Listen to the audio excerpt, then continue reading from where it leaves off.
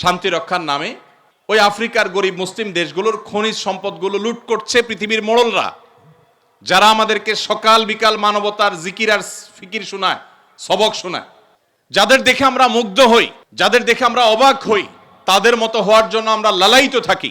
সেই ভদ্রবেশী মানুষগুলো আফ্রিকার ওই সমস্ত দেশগুলোকে লুটে পুটে খাচ্ছে, যেটা ওপেন সিক্রেট। আজকের পৃথিবীতে জানে না এমন মানুষ পাওয়া কঠিন।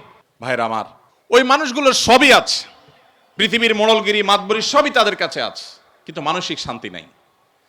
আফ্রিকার ওই গরিব অঞ্চলের মুসলমানদেরকে আপনি দেখবেন মানসিকভাবে তারা অনেক বেশি শান্তিতে আছে, তাদের মধ্যে আত্মহত্যার প্রবণতা অনেক কম।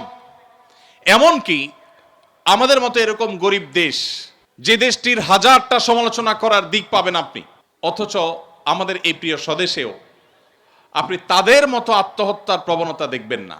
আপনি যদি জাপানে, কোরিয়াতে যান, পৃথিবীর সবচেয়ে সভ্য ভদ্র মানুষ বলা হয় জাপানিজদেরকে, কোরিয়ানদেরকে, তাদেরও একই অবস্থা, এত সুন্দর নেচার, সব কিছু সুন্দর, কিন্তু কেউ বাঁচতে চায় না, মানসিক সুখ নাই।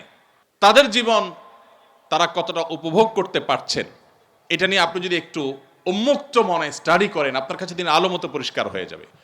মুহাম্মদ সাল্লাল্লাহু আলাইহি সাল্লাম যে কাজটি করেছেন সেটি হলো পৃথিবীর মানুষকে আল্লাহর গোলামি এবং দাসত্বের পথে এনে রেখে গেছেন। আর আল্লাহর দাসত্ব করা মানুষ আর কারোর দাসত্ব করে না। তার চাইতে স্বাধীন আর কেউ হয় না, তার চাইতে শান্তিতে আর কেউ থাকে না, তার চাইতে মানসিক সুখ আর কেউ লাভ করে না। এই জিনিসটি মুহাম্মদ সাল্লাল্লাহু আলাইহি সাল্লাম আমাদেরকে দিয়ে গেছে।